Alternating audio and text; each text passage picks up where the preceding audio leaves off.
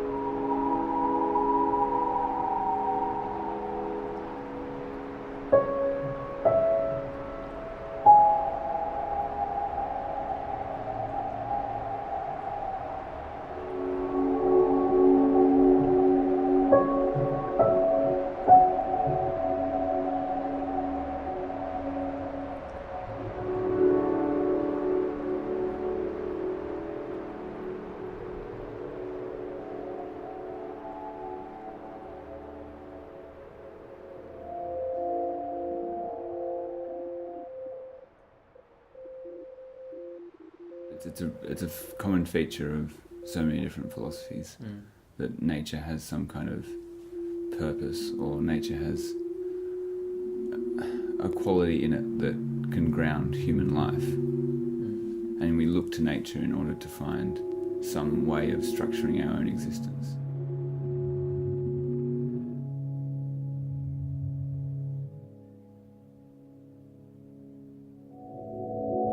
The universe has a structure, and we can find it, and that in turn reveals our own structure. So it's kind of this, mirror in nature. So when we look into it, we're actually looking into ourselves.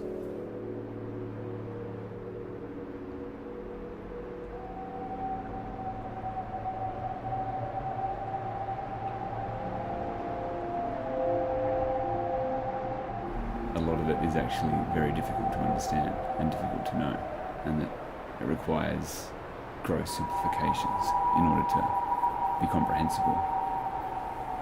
So that's where I think the idea of Mother Nature or God in nature fits in, because it allows humans to relinquish their desire to attain complete knowledge of nature. Once that understanding of nature is passed over into the hands of God or some kind of spirit entity, Mother Nature, whatever you call it, then you no longer have to understand all the principles and laws. And there are mysteries in nature that need not be explained anymore.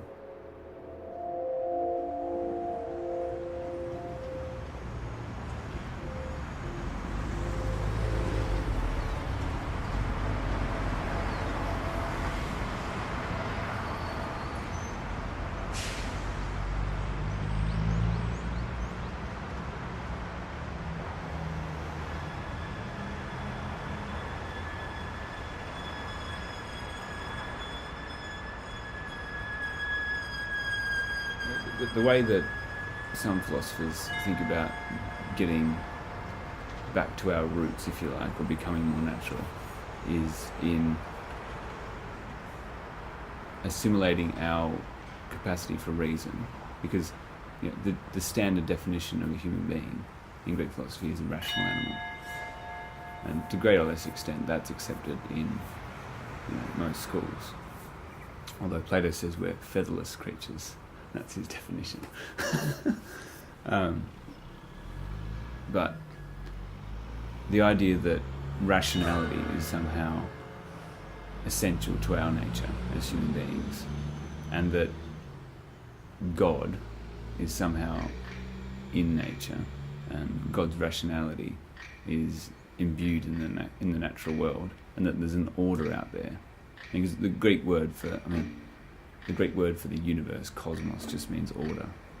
So there's a structure, definitely. And I think that's what they really mean by nature, is structure and order that we can somehow be a part of. But humans often fall short of it because they get the wrong information. They listen to the wrong philosophers, they are too swayed by what their mother thinks, or they've participated in some cult that's led them astray. They've got to sort of open themselves up and discuss and use their rationality in order to sort of assimilate themselves with the rationality that's in nature. They've got to become on the same level as it. And they're always falling short. And there's the idea that it's impossible almost to get close to God in that sense. But there's not a desire to go back to an animal nature. Because what distinguishes humans and gods from the rest of the world is that they have rationality.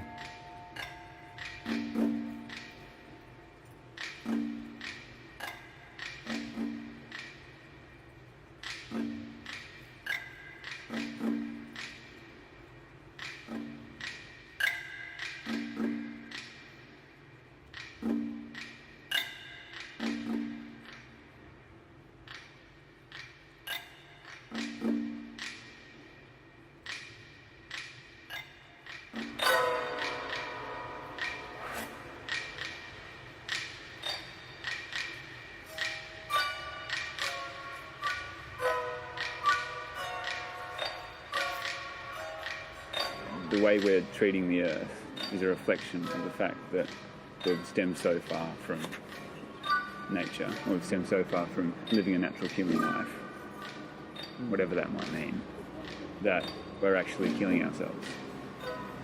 And we deserve to die, because we've totally misunderstood the point of life.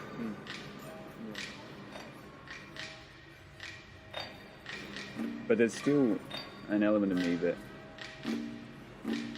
thinks it impossible to actually conceive of what's happening, because you just can't. You can't function as a human being believing that the end is nigh, and that every act, every coffee you buy, every vegetable you eat, every bus ride you take is contributing to our destruction. And because these things, they seem harmless.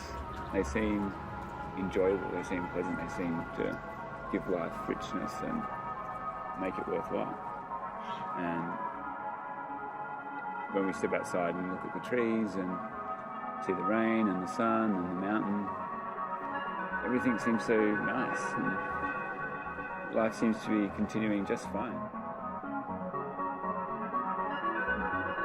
But at the same time,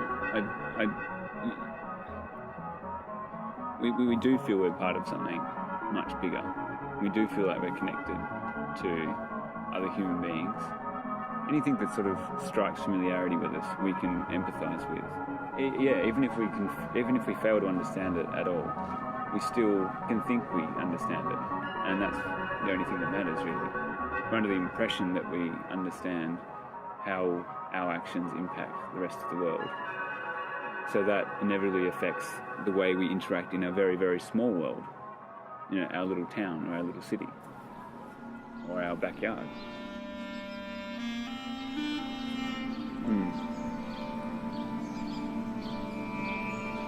Honestly, I don't know. If I don't know that. But you've said this, Quinton. I was recorded now.